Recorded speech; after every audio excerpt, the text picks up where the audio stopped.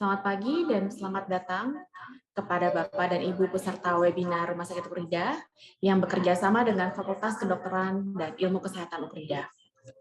Pada pagi yang berbahagia ini, mari kita saling berbagi ilmu dalam webinar dengan topik Ibu Hamil Bersalin dan Nifas di era pandemi COVID-19. Webinar ini akan dipandu oleh moderator yaitu Dr. Vina dari Rumah Sakit Ukrida dan pembicara oleh Dr. Iren Maria Elena SPOG dari FKIK yang merupakan dokter kandungan di Rumah Sakit Ukrida. Sebelumnya kami akan tayangkan video profil FKIK Ukrida dan video profil Rumah Sakit Ukrida. Di akhir acara akan ada door prize berupa free PCR dan saldo GoPay dari RS Ukrida. Bapak dan Ibu semua, mari kita saksikan tayangan video singkat kedua profil tersebut dan dilanjutkan oleh Dr. Vina. Program studi kedokteran di Universitas Kristen Krida Wacana telah terakreditasi sangat baik di Indonesia, berkembang pesat selama bertahun-tahun untuk menjadi lembaga terkemuka di Indonesia dan di wilayah Jakarta. Strategi dan kegiatan pembelajaran dilaksanakan dengan standar internasional melalui keunggulan inovatif untuk melayani bangsa dan kemanusiaan. Didukung oleh laboratorium canggih, unit simulasi klinik, dan pusat penelitian terpadu unggul dalam kedokteran kerja dan emergency medicine. Memiliki fasilitas gedung dan ruang kuliah yang sangat nyaman. Memiliki fasilitas AC, komputer, LCD, internet, serta kantin yang modern. Dilengkapi auditorium yang megah dan fasilitas olahraga yang baik. Program studi kedokteran Ukrida juga telah menjalin berbagai kerjasama baik lokal dan internasional. Temukan kehidupan kampus yang memadukan ilmu pengetahuan, profesionalitas, dan kemajuan teknologi dalam lingkungan kampus yang nyaman, penuh kebersamaan dan kekeluargaan. Program studi kedokteran di Universitas Kristen Krida Wacana. Selamat datang di Rumah Sakit Ukrida, berlokasi di Jalan Arjuna Utara nomor 6, Jakarta Barat. Dalam melayani, kami berpegang pada slogan Healing with Care, Caring with Heart. Kami berharap kehadiran kami dapat menjadi mitra terpercaya bagi masyarakat untuk menjadi sehat. Honest, eager, A-star value, responsif, dan teamwork merupakan nilai-nilai yang kami junjung dalam memberikan pelayanan. Sejumlah fasilitas kami adakan untuk menjalankan salah satu misi Rumah Sakit Ukrida, yaitu menyediakan fasilitas yang memadai dan berkeadilan bagi pasien, di antaranya radiologi, Intensive Care Unit atau ICU, Neonatal Intensive Care Unit atau NICU, ruang operasi, Central Sterile Supply, Departemen atau CSSD,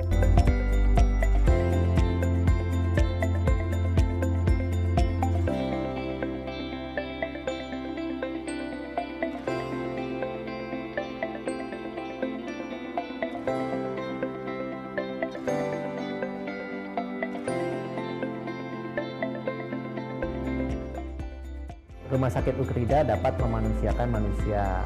Artinya bagaimana setiap pasien, keluarga pasien maupun karyawan yang terlibat dapat merasa dipedulikan ketika berada di Rumah Sakit Ukrida. Mimpi 1967 itu pun telah terwujud. Kini kami hadir di tengah-tengah Anda untuk memberikan pelayanan terbaik.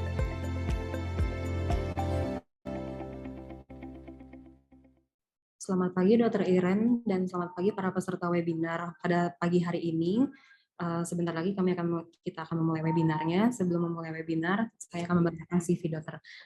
Iren terlebih dahulu.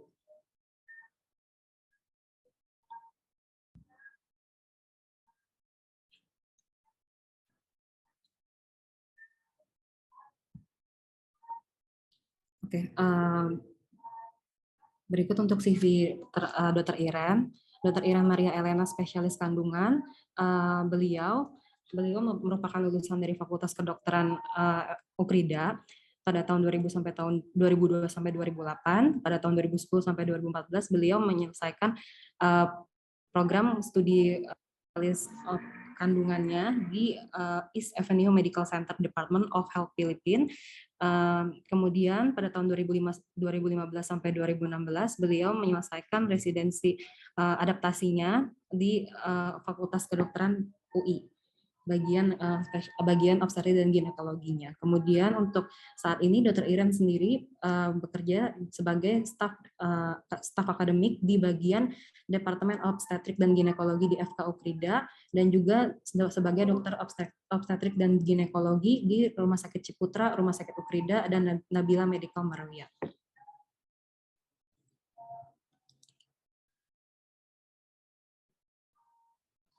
Berikut Dr. Iren dipersilahkan waktu dan tempatnya. Boleh dimulai, Dok. Ya, selamat pagi untuk semua peserta webinar awam ya mengenai kehamilan dan persalinan di era new normal ini. Pertama-tama saya juga mengucapkan terima kasih kepada Rumah Sakit Ukrida dan juga teman-teman yang sudah membantu untuk terlaksananya webinar ini. Terima kasih atas kesempatan yang sudah diberikan. Semoga dalam waktu yang singkat memaparkan tentang apa saja sih yang bisa dan yang dapat atau yang sebaiknya kita lakukan pada ibu-ibu hamil di masa pandemi COVID-19 ini atau di era new normal. Oke, tanpa berlama-lama kita akan mulai saja ya untuk slide. Ya, silakan. Jadi kita semua sudah tahu ya, masyarakat umum maupun yang di dunia kedokteran, bahwa COVID-19 itu disebabkan oleh virus SARS-CoV-2. Dan gejala umumnya ya meliputi demam, batuk, pilek ya, sesak napas, kehilangan indera penciuman, kehilangan indera perasa, dan virus ini menular melalui droplet. Silakan. Next slide. Kita juga tahu bahwa kita sekarang akan hidup dalam era new normal. Jadi new normal itu bukan sesuatu yang normal. We sense that normal isn't coming back, that we are being born into a new normal, a new kind of society, a new relationship to the earth, a new experience of being human. Ya, jadi new normal is not a normal. Silakan next slide. Ya, coronavirus sendiri jumlahnya sudah sekian banyak. Next slide. Ini untuk penyebarannya sendiri. Next. Next, kita juga tahu ya bahwa saat ini memang angka yang sembuh juga sudah semakin banyak. Artinya sudah semakin banyak juga kita bisa fight ya terhadap coronavirus ini dibandingkan saat awal-awal di 2020 awal. Di 2021 ini memang sempat meledak juga kasusnya di antara bulan Mei kemarin ya, April, Mei, Juni sampai Juli, tapi kemudian sekarang kita juga tahu sudah kurvanya sudah mulai melandai dan kita sudah bisa fight karena kasus yang sembuh juga sudah semakin banyak. Tetapi tentunya kita tetap harus waspada dan sekarang juga sudah terdapat vaksin untuk diharapkan bisa mencegah dan bisa menimbulkan herd immunity daripada lingkungan kita. Oke, next slide. Ya. Untuk kasus pada Bumil sendiri sekarang ini masih terus dilakukan penelitian, belum selesai ya. Beberapa jurnal juga sudah mulai mengeluarkan tentang bagaimana sih ibu hamil ini di era pandemi. Next slide. Begitu juga dengan penelitian ini mengenai clinical karakteristik dan intrauterine vertical transmission di transmisi intrauterin dari ibu kepada janin, ibu yang terpapar COVID-19 terhadap janin. Tapi sekali lagi memang untuk bidang kebidanan dan kandungan, penelitiannya masih terus dilakukan karena memang kita terbatas juga untuk jumlah sampel ibu hamil yang bisa dilakukan penelitian atau yang bersedia dilakukan penelitian terhadap COVID-19 ini. Next. Next.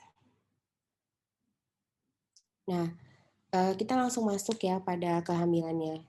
Terus, dengan adanya COVID-19 ini bagaimana dengan ibu hamil sendiri? Ibu yang hamil biasanya akan mengalami keadaan yang lebih berat dibandingkan ibu yang tidak hamil. Hal ini mungkin berhubungan juga dengan faktor imunologi daripada ibu hamil yang tentunya biasanya lebih rentan ya, karena ibu hamil sendiri masuk dalam komunitas yang lebih rentan untuk terpapar suatu penyakit. Ya. COVID-19 sendiri meningkatkan resiko persalinan prematur dan resiko kehamilan lainnya. Untuk pemberian vaksinasi pada ibu hamil, kalau di 2020 dan di 2021 awal masih menjadi kontroversi, tetapi saat ini sudah dinyatakan oleh WHO, oleh CDC, dan juga oleh Kemenkes kita sendiri bahwa ibu hamil dengan risiko tinggi kita harus berikan vaksinasi segera. Contohnya risiko tinggi yaitu usianya lebih dari 35 tahun dengan IMT indeks massa tubuh yang tinggi atau ibu-ibu yang obesitas, memiliki komorbid seperti hipertensi, diabetes mellitus, asma, dan lain-lain. Ibu hamil yang memiliki risiko terpapar, terutama tenaga kesehatan.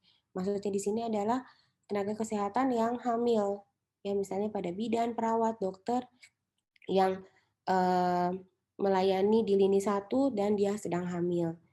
Sedangkan ibu hamil dengan risiko rendah, artinya ibu hamil biasa tanpa adanya komplikasi dan faktor-faktor lainnya di atas, tetap kita sarankan untuk vaksinasi dengan pemberian penjelasan oleh petugas dan menandatangani form bersedia atas pilihan vaksin yang diberikan dan melaksanakan vaksinasi yang komplit. Next slide. Jadi untuk ibu hamil seharusnya bagaimana nih kita sebagai ibu hamil? Nah, yang pertama kita di rumah aja, ya kita stay at home. Karena di rumah adalah tempat yang paling aman tentunya. Karena di rumah kita bisa mengontrol siapa yang masuk, siapa yang keluar, yang masuk harus bagaimana, yang keluar harus bagaimana. Next. Kemudian pakai masker. Nah, untuk masalah masker ini tentu juga sudah banyak ya diinfokan ya baik di televisi, radio atau di media-media sosial lainnya. Bagaimana sih kita cara menggunakan masker yang benar? Dan kalau saya tidak salah waktu itu sudah dari Ukrida sendiri ya, kalau nggak salah dari CME Ukrida waktu itu sudah pernah dibawakan tentang bagaimana menggunakan masker yang baik oleh dokter mikrobiologi kita, waktu itu salah satu dokter Ade Darmawan. Mudah-mudahan sih beberapa peserta di sini juga sudah pernah mengikuti apa yang dibawakan dokter Ade. Jadi di sini saya hanya mengulang saja. Next. Nah, ini yang tidak boleh, don'ts ya, bagaimana kita memakai masker. Next. Nah, sekarang saya hamil. Bagaimana saya memprotek tubuh saya atau memprotek diri saya dan anak yang di kandungan saya dari kemungkinan terinfeksi COVID-19? Yang pertama, sama saja sebenarnya dengan pasien non hamil, yaitu kita harus menjaga kebersihan dengan mencuci tangan sesering mungkin, apalagi kalau kita memegang barang-barang yang di luar rumah ya, maksudnya dari luar kita misalnya megang kendaraan umum, kemudian ke mall, sebelum kita makan kita harus mencuci tangan, kemudian menjaga jarak dengan orang asing ya atau dengan orang lain, kemudian tidak touchy-touchy ya, tidak sembarangan megang muka, area hidung, bibir, mulut, telinga, ya tidak sembarangan mata. Kemudian kalau kita batuk, kita harus mengcover ya dengan tisu atau sapu tangan. Nah, next slide. Nah, 5 hal untuk mencegah COVID-19 itu sama saja tadi saya sudah bilang, yaitu sering cuci tangan, stay at home, tetap tinggal di rumah, menjaga jarak, tidak bersalaman, kemudian kita memakai masker apabila kita berada di luar rumah. Next. Nah, ini cara cuci tangan yang benar. Ya, kita tentunya menggunakan sabun, kemudian di bawah air mengalir. Nah, ini gerakan-gerakan tangan nanti bisa dipelajari sendiri bagaimana mencuci tangan yang baik dan benar. Kemudian juga hindari menggunakan cincin, jam tangan, perhiasan karena itu bisa menyimpan kuman ya di sela-sela. Jadi untuk saat ini era pandemi seperti ini memang ya kita meminimalisir penggunaan barang-barang kecil yang kita kadang-kadang suka menganggap itu sepele atau kita kadang-kadang tidak ambil pusing, ternyata justru kumannya, virusnya bersembunyi di situ. Next. Nah, untuk pemeriksaan ibu hamil sendiri di fasilitas kesehatan, kita pertama mengatur jam kedatangan pasien, pengaturan posisi tunggu pasien dengan memberikan jarak. Kalau dulu mungkin di bangku tunggu bisa berdempet-dempetan. Kalau sekarang kita lihat dijaraki dari satu pasien ke satu pasien yang lain, biasanya berjeda 2 bangku ya. Kemudian pengantarnya hanya boleh 1 orang untuk menemani si pasien saat memeriksa. Apalagi untuk pasien-pasien kebidanan ini umumnya datang tidak sendiri, pasti ditemani biasanya oleh suaminya sendiri.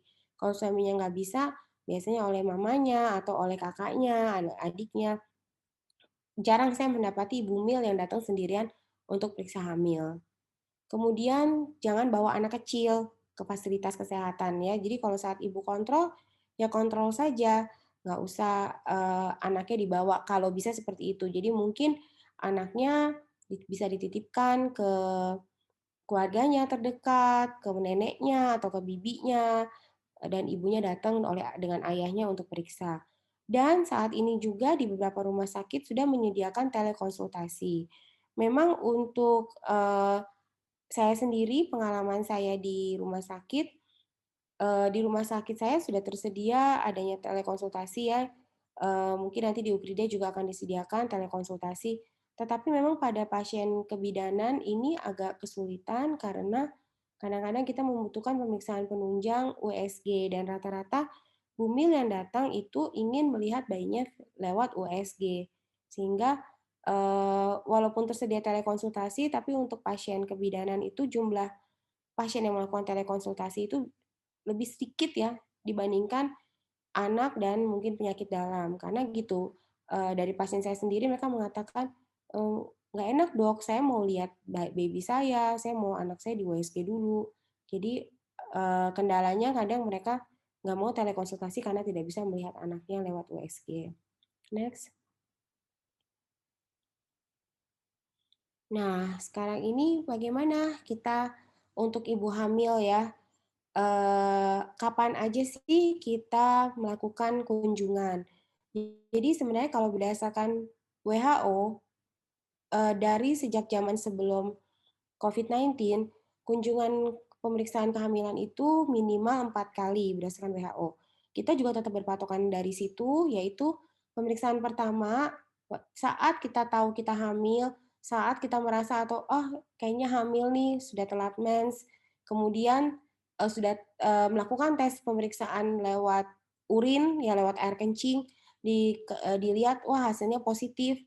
Di saat itu pasien sebaiknya datang untuk memastikan kehamilannya. Apakah betul dia hamil, apakah dia hamil di dalam rahim, di dalam kandungan atau di luar kandungan, apakah kehamilannya ini bermasalah atau tidak, ya apakah betul kehamilannya baik-baik saja ataukah kehamilan kosong atau kehamilan anggur. Jadi pada saat si ibu hamil ini seorang ibu mengetahui dia hamil, sebaiknya dia tetap harus datang periksa untuk screening pada trimester awal. Nah, untuk pemeriksaan trimester kedua, itu bisa ditunda sebenarnya. Bisa melakukan dengan telekonsultasi bila kehamilannya tanpa resiko atau resiko rendah. Tetapi kalau terdapat resiko tinggi, misalnya ibunya dengan riwayat hipertensi, riwayat diabetes, riwayat asma, jantung bawaan, maka sebaiknya tetap melakukan pemeriksaan minimal 1 kali. Nah, untuk trimester ketiga harus dilakukan karena ini merupakan persiapan kita bersalin. Jadi sebelum pada pemeriksaan trimester 3 kita akan menentukan bagaimana posisi atau letak janinnya, apakah janinnya itu sungsang atau melintang, karena itu akan berpengaruh pada penentuan proses persalinannya nanti. Nah, mungkin ada yang bertanya, terus banyak kan juga ibu-ibu hamil yang mungkin kurang tahu trimester 1, trimester 2, trimester 3 itu apa sih dok? Patokannya apa? Di sini trimester 1 itu kehamilan dari mulai 0 sampai 12 minggu. Jadi kurang lebih 3 bulan. Di atas 12 minggu sampai kurang lebih 28 minggu itu adalah trimester kedua. Nah, di atas 28 minggu atau 29 minggu ke atas itu adalah trimester ketiga. Oke, next. Nah, kita bisa melakukan tunda ya, atau tadi dengan telekonsultasi ke dokter spesialis kebidanan kandungan bila tidak dalam kondisi gawat darurat kebidanan seperti yang digambar ini, mual muntah yang berlebihan, perdarahan, kontraksi nyeri perut hebat, pecah ketuban, hipertensi, tekanan darah tinggi, nyeri kepala yang hebat, tidak merasakan gerakan janin, dan kejang. Jadi kalau tidak ada kegawat daruratan seperti yang ada di gambar ini, pasien masih bisa melakukan tunda seperti yang tadi sebelumnya saya beritahu pada trimester kedua, kita mungkin bisa lewat telekonsultasi dulu. Next. Nah, ini adalah protokol petunjuk praktis layanan kesehatan ibu dan bayi baru lahir selama pandemi. Ini dikeluarkan dari gugus tugas percepatan penanganan COVID-19 pada tanggal 5 April. Saat itu masih rapid test yang dilakukan. Tapi untuk saat ini memang di beberapa rumah sakit, contohnya di rumah sakit tempat saya bekerja sendiri di Rumah Sakit Ciputra, kita untuk ke poliklinik masih menggunakan antigen, tetapi untuk tindakan atau rawat inap, pasien harus PCR. Nah, di sini dari gugus tugas ini mengatakan kalau ada hasil yang positif, maka ibu hamil tersebut harus dirujuk ke rumah sakit rujukan untuk penanganan COVID-19. Jadi tidak ditangani di tempat yang memang tidak tersedia layanan COVID-19. Karena ruangannya tentu akan berbeda ya yang disiapkan pada untuk penanganan pasien-pasien dengan COVID-19. Next slide.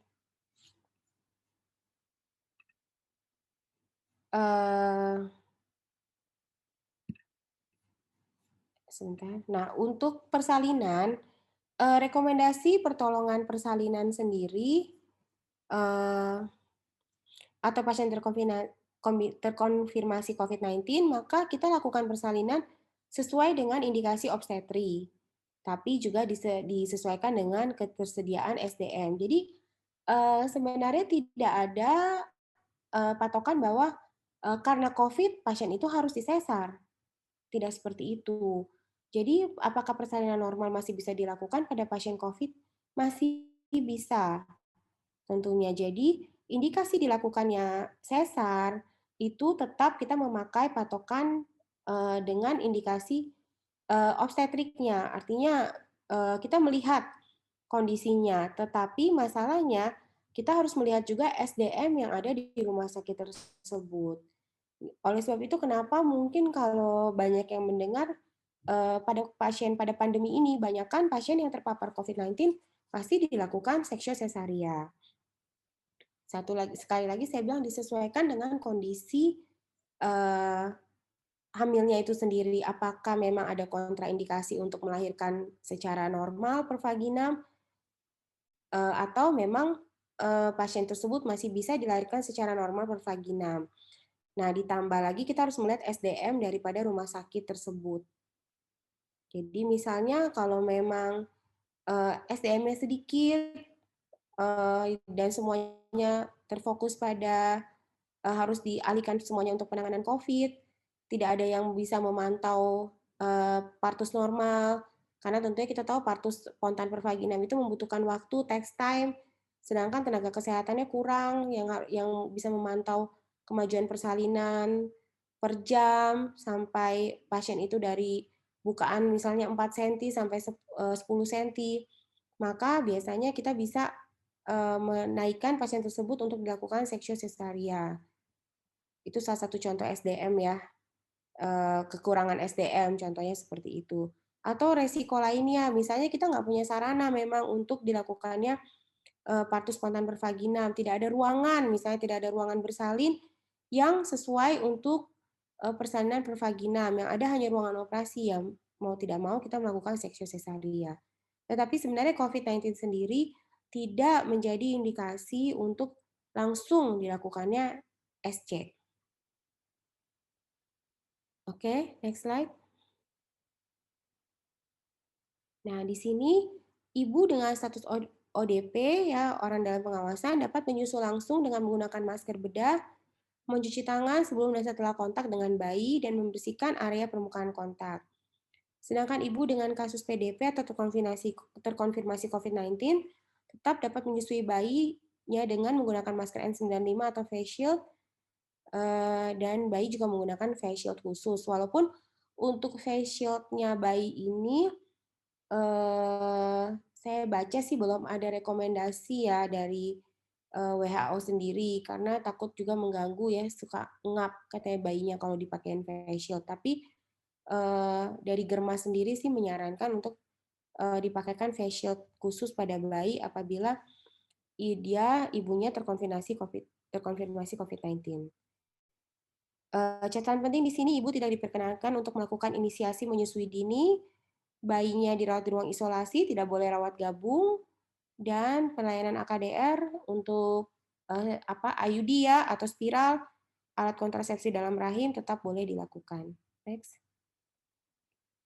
Nah, untuk vaksin COVID-19 sendiri pada Bumil, berdasarkan surat edaran Kemenkes RI, Direktorat Jenderal Pencegahan dan Pengendalian Penyakit, nomor 0201 itu /1 2007-2021, maka mulai tanggal 2 Agustus 2021 dapat dimulai pemberian vaksinasi COVID-19 bagi ibu hamil dengan prioritas pada daerah risiko tinggi. Vaksin yang dapat digunakan untuk ibu hamil ini adalah vaksin COVID-19 platform mRNA, yaitu Pfizer dan Moderna, dan platform inactivated, yaitu Sinovac. Pemberian dosis ke-1 vaksin COVID tersebut dimulai dari trimester kedua. Untuk pemberian dosis kedua dilakukan sesuai dengan interval dari jenis vaksin yang kita terima pada dosis pertama. Next.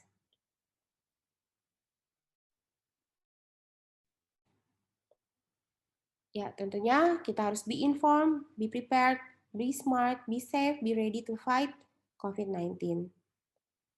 Oke, saya rasa sekian presentasi dari saya. Terima kasih atas perhatiannya.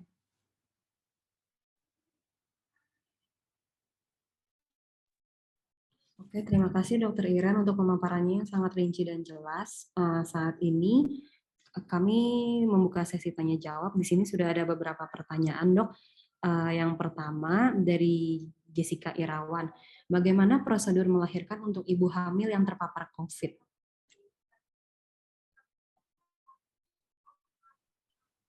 Oke, untuk prosedur melahirkan tadi yang seperti yang sudah saya katakan, kalau untuk metodenya sendiri tidak langsung sebenarnya kita harus sesar, direct sesar, SC gitu kalau untuk pasien COVID-19. Jadi sebenarnya tetap sesuai dengan indikasi daripada kehamilannya.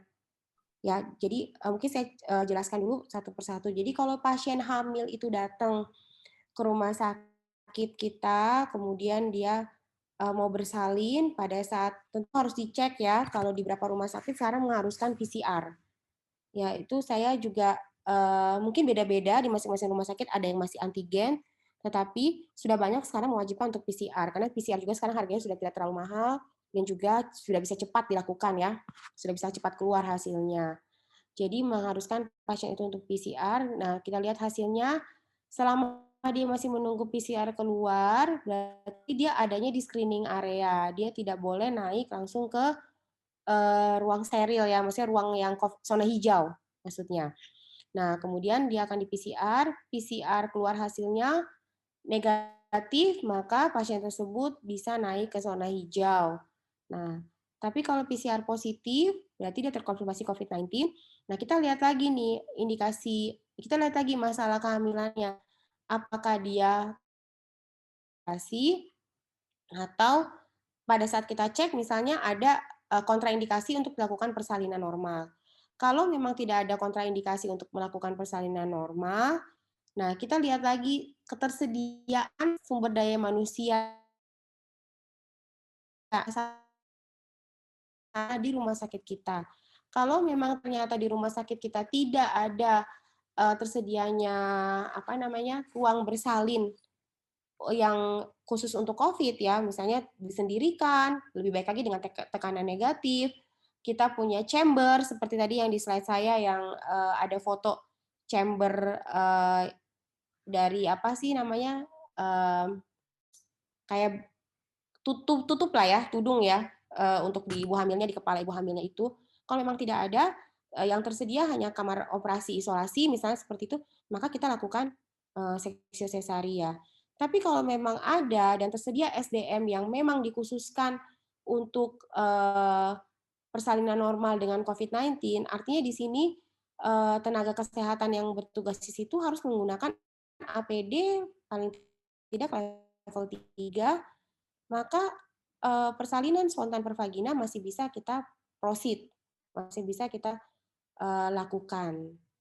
Tetapi kalau COVID-nya ternyata sudah sedang berat dengan beberapa parameter, kita sudah lihat parameter labnya seperti naiknya D-dimer, ya terus ibunya sesak, ya mungkin sudah tidak bisa dengan oksigen rendah, sudah pakai oksigen tingkat tinggi, ya atau sudah pakai face mask seperti itu, maka dengan kejadian seperti itu kita lebih menyarankan persalinan yang cepat. Maka persalinan yang cepat yaitu dengan sesar. Seperti itu. Oke, baik dok, terima kasih. Kemudian ada pertanyaan berikutnya dok, ini dari Ivon. Apakah ada perbedaan gejala-gejala ibu hamil yang terinfeksi COVID-19 dok, dan kapan harus curiga?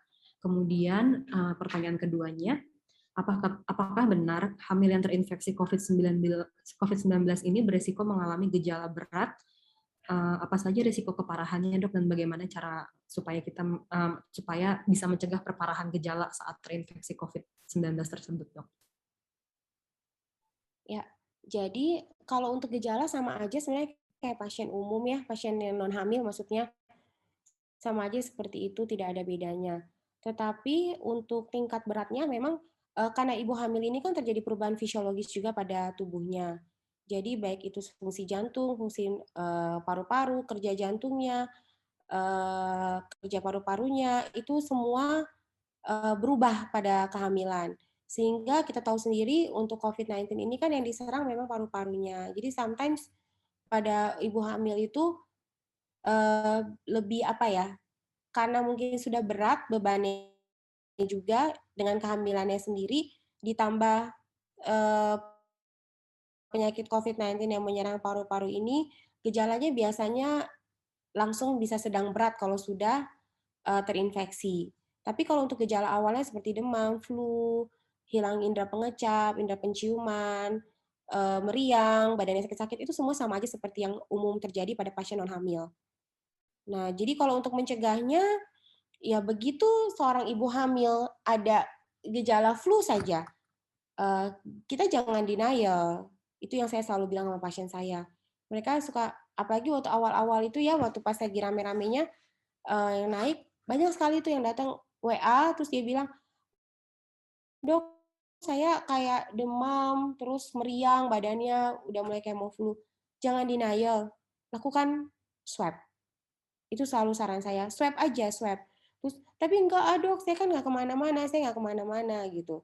Tapi kan suami kamu kerja, suami kamu bawa pulang nggak? Benar nggak dia pulang ke rumah sudah steril?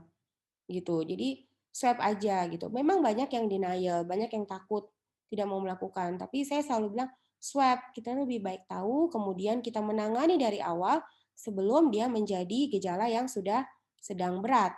Lebih baik kita masih menangani yang gejala ringan, karena waktu gejala ringan pada saat rumah sakit full di mana-mana, yang gejala ringan itu bisa dilakukan rawat rumah, isolasi mandiri dengan pemberian multivitamin, ya, kemudian obat-obat penghilang gejalanya. Tetapi kalau sudah sedang berat, ya mau nggak mau harus cari rumah sakit. Seperti itu. Jadi